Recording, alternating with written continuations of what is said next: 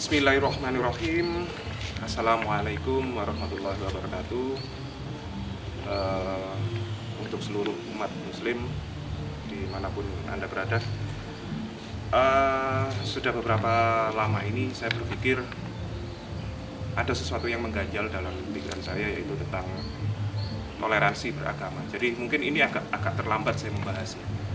Seharusnya saya membahasnya sudah agak lama, cuma memang sebentar lagi kita memasuki bulan Ramadan, dan biasanya pada event-event seperti ini juga akan terjadi perdebatan ulang tentang toleransi beragama.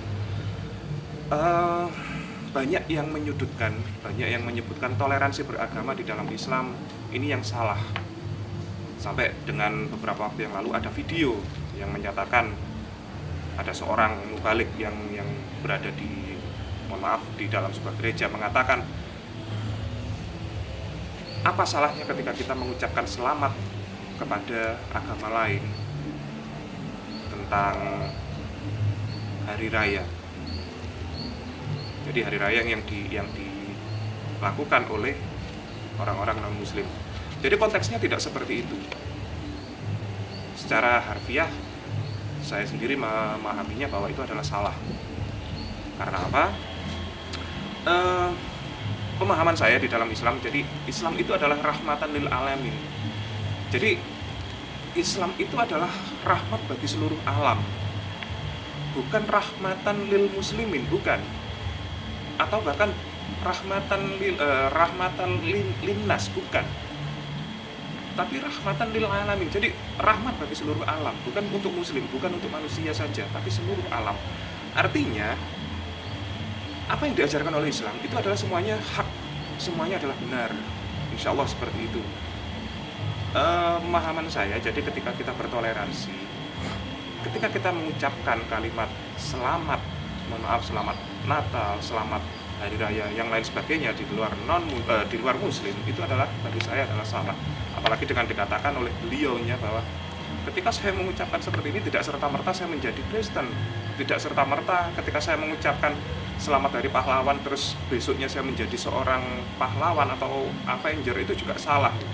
Konteksnya tidak seperti itu. Ini adalah konteks akidah.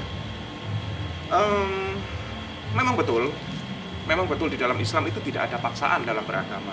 Betul. Itu pun terbukti dalam sejarah bahwa di dalam Islam itu tidak ada paksaan untuk memeluk Islam. Kita semuanya bebas memilih mau beragama apapun.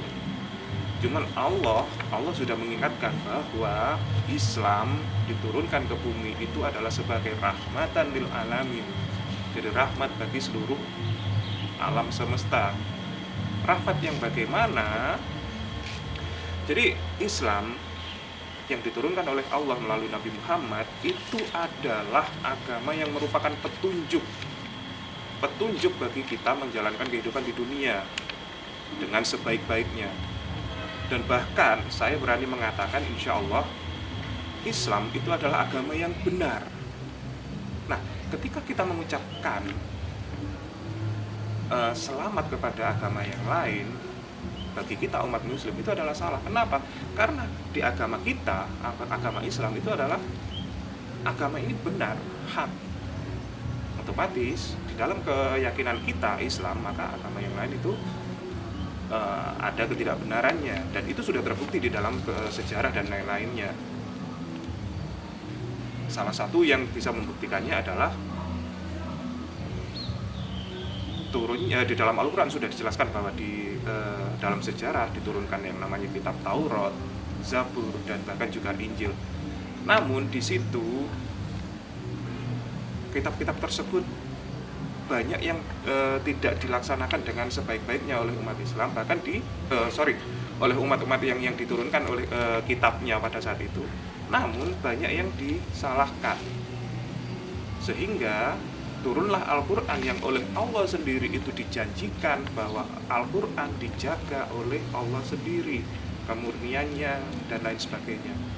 Itulah mengatakan kenapa umat Islam dilarang mengucapkan selamat hari raya, termasuk dalam kepercayaan Islam kita dilarang untuk mengucapkan selamat pada saat pernikahan mereka.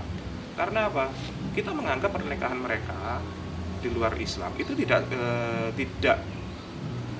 baik, bahkan karena apa yang dijalankan oleh Islam itu yang baik menurut kita.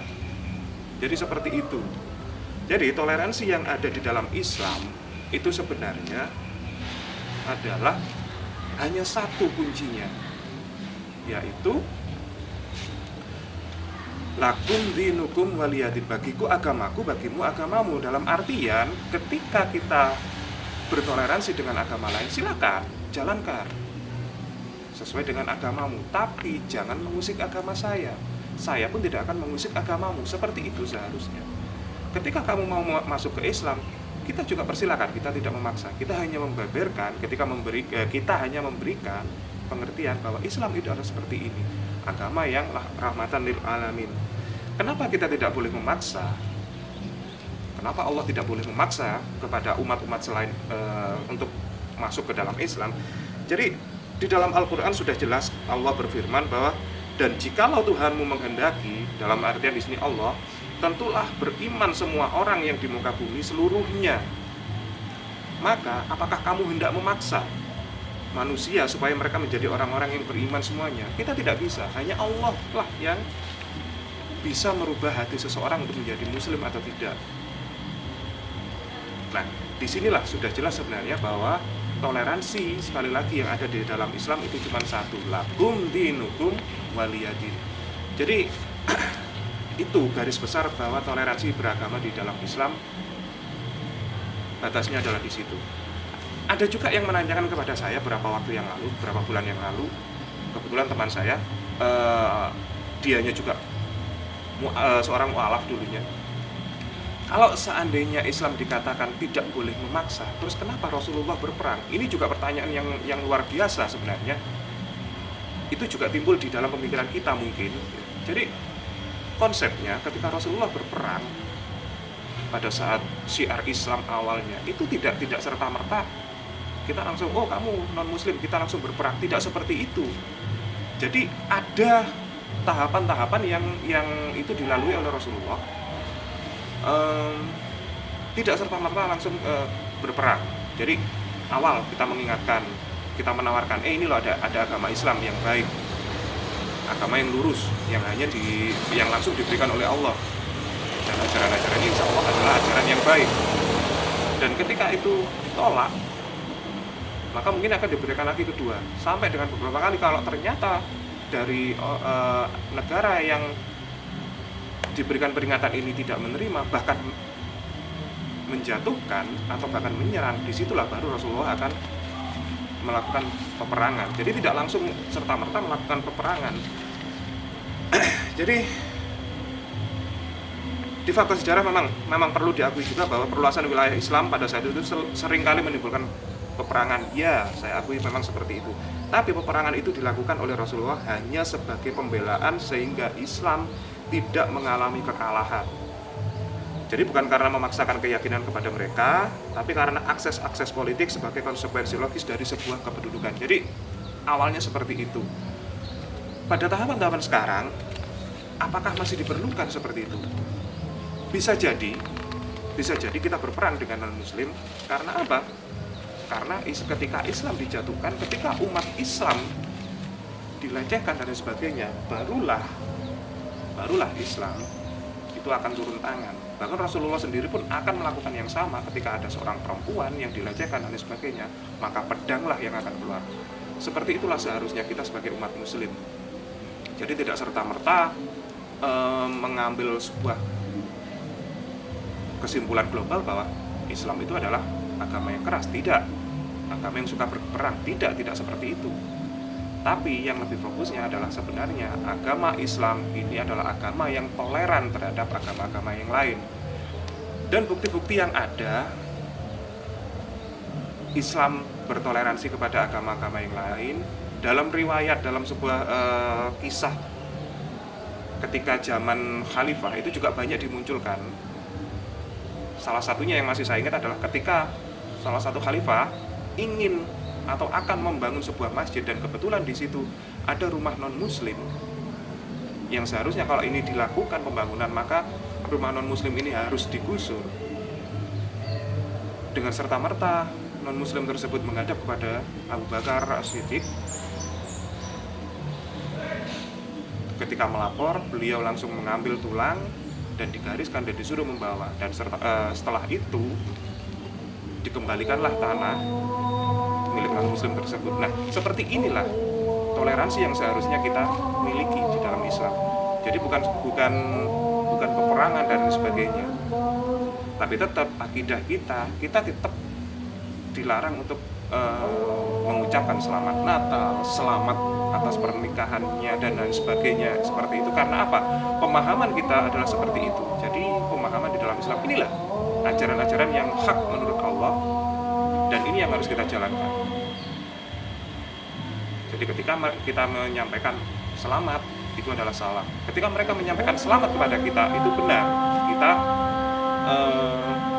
berhak untuk menerimanya, karena kita meyakini bahwa apa yang kita lakukan adalah benar. Jadi dalam logika yang lain, apakah kita sebagai umat muslim akan mengatakan selamat kepada seseorang yang melakukan salah? Logikanya adalah seperti itu. Taruhlah dalam ajaran kita bahwa non muslim ketika menikah itu menganggap mereka adalah perbuatan zina. Itu di dalam ajaran Islam. Apakah kita dengan mengucapkan selamat atas pernikahan Anda sama juga dengan kita mengatakan selamat Anda sudah melakukan zina? Jadi seperti itulah konteksnya. Jadi bukan seperti yang terjadi di video-video yang sudah tersebar, bahwa ketika saya mengucapkan selamat Natal maka saya tidak menjadi Kristen. Tidak seperti itu konteksnya, tapi adalah dalam konteks akidah. Jadi seperti itu yang bisa saya berikan, dan semoga apa yang sudah saya sampaikan ini menambah wawasan, menambah keimanan kita semua. Dan saya akhiri, assalamualaikum warahmatullahi wabarakatuh.